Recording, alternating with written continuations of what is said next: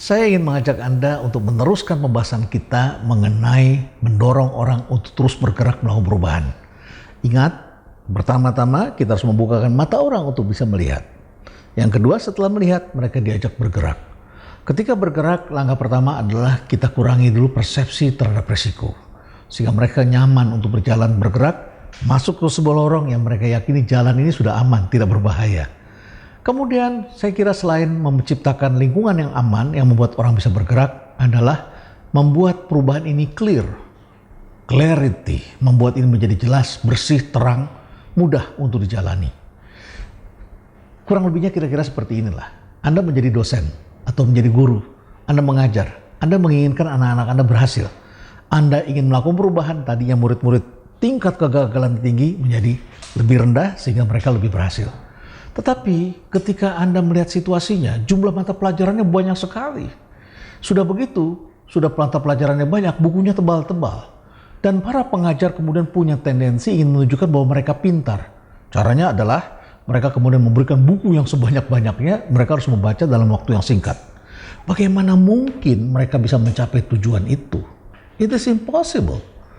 Membuat orang-orang bisa menjadi lebih clear adalah salah satu cara untuk memajukan pendidikan atau melakukan perubahan. Anda mengajar, kalau Anda mengajar di papan tulis, Anda tulis semuanya. Di sini Anda tulis, di bawah Anda tulis, dan berantakan papan tulisnya. Itu tidak clear. Itu membuat orang tidak mengerti dan tidak jelas. Jadi selain mengurangi risiko, langkah kedua yang harus dilakukan adalah clarity. Memberikan penjelasan yang jelas. Memberitahu arah kita dengan jelas kemana. Itu akan mempermudah orang untuk bergerak. Yang ketiga adalah berikan support, dukungan. Kan tidak mungkin Anda mengharapkan orang berubah tetapi supportnya tidak ada. Insentifnya tidak ada, gajinya tidak dinaikkan. Anda mau berantas korupsi, tapi hidup mereka miskin. Itu kan namanya corruption by need. Yang lama-lama mendorong kemudian orang menjadi terbiasa dan akhirnya corruption by greed, menjadi keserakahan. Jadi kita harus mendukung dengan alat-alat yang mengisi, mengatasi dengan memberikan dukungan-dukungan. Dia perlu apa? Perlu komputer, perlu SDM. SDM yang bagaimana? Perlu ruangan, perlu barangkali vitamin, perlu makanan, perlu informasi, perlu tim yang kuat, perlu ruangan dan lain sebagainya. Kita harus memberikan dukungan agar tim kita bisa mencapai tujuannya. Mustahil perubahan bisa dicapai kalau kita tidak memberikan support yang tepat kepada orang-orang yang akan bergerak. Dan yang terakhir adalah strategi yang tertulis, blueprint strategy. Ingatlah, Indonesia adalah negara yang pemimpinnya terbiasa banyak omong. Karena Indonesia adalah sebuah negara yang masyarakatnya adalah oral culture. Budayanya budaya omong-omong. Budaya menulis susah, baca apalagi. Anak-anak kita, para mahasiswa, itu kalau belajar cocoknya malam hari dan mereka semua kongko. Mereka mendengarkan dari omongan teman-temannya. Mereka sendiri sesungguhnya banyak sekali yang malas membaca. Karena budayanya belum sampai budaya membaca. Oleh karena itu, kalau perubahan ingin berhasil, maka tidak mungkin hanya berdasarkan omong-omong. Karena omong-omong ini bias.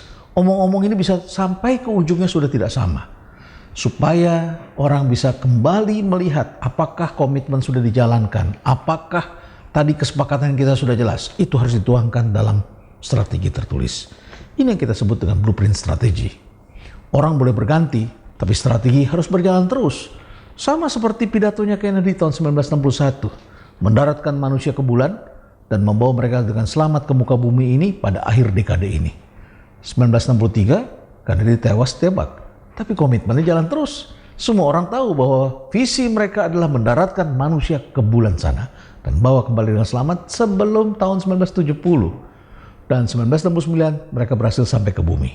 Mengapa demikian? Karena visi itu kemudian diterjemahkan dalam sebuah blueprint strategi. Siapapun yang melakukannya, maka dia akan mengacu kepada blueprint strategi. Tidak seperti sekarang kita saksikan, ganti orang, ganti strategi. Yang berakibat strategi berubah-ubah. Konsistensi tidak ada. Semua orang merasa dirinya paling benar, semua orang merasa orang lain salah. Ini tidak dapat dibenarkan. Jadi membuat orang bergerak adalah dengan membuat segala sesuatu itu menjadi lebih ringan, mudah dijalankan, jelas, dan mereka dapat dukungan, ditambah lagi dengan ada sesuatu yang tertulis yang menjadi acuan kita.